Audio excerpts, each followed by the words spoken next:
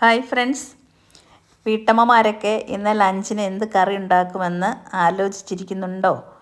ഉള്ളവരുണ്ടെങ്കിൽ ദാ അടിപൊളി ഒരു കറി. ഈ കറി കൂട്ടിയാൽ നിങ്ങൾ വീണ്ടും വീണ്ടും വീണ്ടും വെച്ചും കൊണ്ടേയിരിക്കും. കാരണം അത്രയ്ക്ക് ടേസ്റ്റുള്ള ഒരു കറിയാണിത് കേട്ടോ.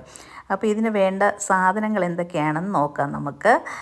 നമ്മുടെ വീട്ടിൽ സ്ഥിരം കാണുന്ന സാധനങ്ങളൊക്കെ തന്നെയാണ്. വെണ്ടയ്ക്കയാണ് മെയിനായിട്ട്, പിന്നെ സവാള, ചെറിയ ഉള്ളി, പച്ചമുളക്.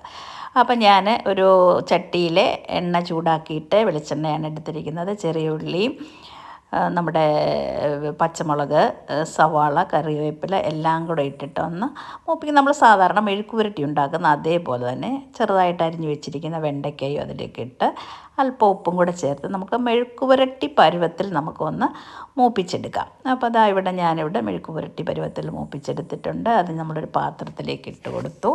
എന്നിട്ട് നല്ല കട്ട തൈര് വേണം കേട്ടോ, അധികം പുളിയില്ലാത്തത്. അപ്പോൾ ഇത് കട്ടത്തൈര് ഞാൻ ടിന്നിലേതാണ് വാങ്ങിച്ചത്. നമുക്ക് വീട്ടിൽ തന്നെ എടുക്കുന്ന തൈര് എന്ത് വേണമെങ്കിലും നമുക്ക്, ഏത് തൈര് വേണമെങ്കിലും നമുക്ക് ഉപയോഗിക്കാം. അപ്പോൾ തൈരിന് വേണ്ടിയിട്ട് അല്പം ഉപ്പും കൂടെ ഇട്ടിട്ടുണ്ട്. അല്പം കൂടിപ്പോയോ എന്ന് എനിക്കൊരു സംശയം. ഇപ്പം നന്നായിട്ടൊന്ന് ഇളക്കി യോജിപ്പിക്കുക. യോജിപ്പിച്ചതിന് ശേഷം നമുക്കൊന്ന് വറുത്തിടണം ഇതിലേക്ക്. തൈര് നമ്മൾ ചൂടാക്കണ്ട. അപ്പം നമ്മൾ പച്ചടിക്കൊക്കെ ചെയ്യുന്നത് പോലെ കടുക്, മുളക്, കറിവേപ്പില, പച്ചമുളക്, ഇഞ്ചി ചെറുതായിട്ട് കൊത്തി അരിഞ്ഞത്, ഇതൊക്കെ കൂടെ ഇട്ട്, അയ്യോ ഞാൻ മറന്നുപോയി, ചെറിയ ഉള്ളി അരിഞ്ഞ് വെച്ചിട്ടുണ്ടായിരുന്നു, അത് ആദ്യം ഇടേണ്ടതായിരുന്നു. അപ്പോൾ അതും കൂടെ അങ്ങോട്ട് ഇട്ടു. നന്നായിട്ട് മൂപ്പിച്ച് ഇതെടുക്കുക. ഇനി നമ്മൾ എക്സ്ട്രാ ഇതിലേക്ക് പച്ചടിക്കല്ലാതെ എക്സ്ട്രാ ചേർക്കുന്ന ഇത്തിരി മഞ്ഞൾപ്പൊടിയും അല്പം കായപ്പൊടി. അത് അടിപൊളി ടേസ്റ്റാണ് കേട്ടോ ഈ കറിക്ക്.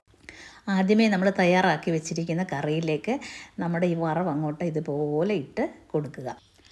എന്നിട്ട് നന്നായിട്ട് അടച്ച് വയ്ക്കുക. ഇപ്പോൾ നമ്മൾ തവിയൊന്നും ഇട്ട് ഇളക്കരുത് കേട്ടോ. നമ്മൾ കഴിക്കാൻ എടുക്കുന്ന സമയത്ത് മാത്രം നമ്മളൊരു തവിയിട്ട് മൊത്തം ഒന്ന് യോജിപ്പിച്ചതിന് ശേഷം മാത്രം നമ്മൾ എടുക്കുക. അപ്പോഴത്തേനും എന്തൊരു മണമായിരിക്കും എന്നറിയാം നമ്മളിത് അങ്ങോട്ട് തുറക്കുമ്പം തന്നെ. അപ്പോൾ നമുക്ക് എന്താ വേണ്ടത്, ഇതുപോലെ എല്ലാവരും ഒന്ന് ഉണ്ടാക്കി നോക്കുക. അടിപൊളി ടേസ്റ്റാണ്. അപ്പോൾ ഇനി നല്ലൊരു റെസിപ്പിയുമായിട്ട് പെട്ടെന്ന് വരാം. Okay, bye.